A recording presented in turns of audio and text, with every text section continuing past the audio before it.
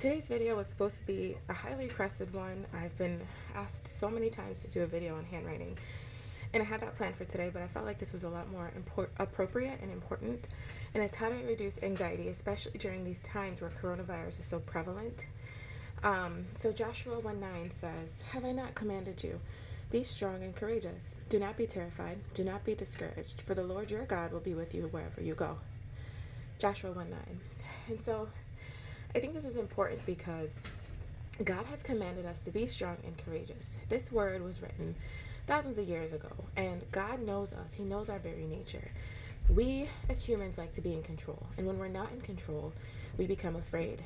And think about it, if we knew the future and we were in control, what would be the need for God?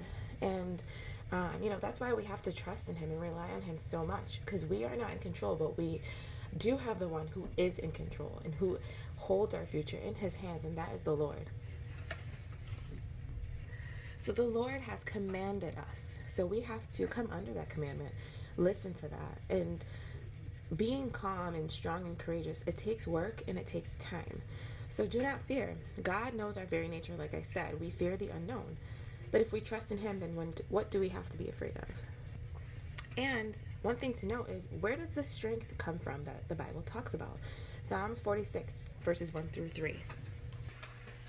God is our refuge and strength, an ever-present help in trouble. Therefore, we will not fear, though the earth give way and the mountains fall into the heart of the sea, though its waters roar and foam and the mountains quake with their surging. So God is talking about some pretty scary things here.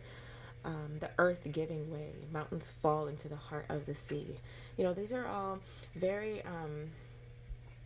scary times that the Bible is talking about. And despite all of this going on around us, He is our refuge and He is our strength.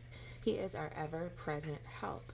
And I think it's interesting that this theme that I did for my bullet journal this month was a rainbow. And if you remember the story of Noah, a rainbow signifies hope, because God put rainbows in the sky to show, the people of the earth that He will not wipe the earth away with water ever again. So a rainbow is it's significant. It's significant in the Bible because it signifies hope.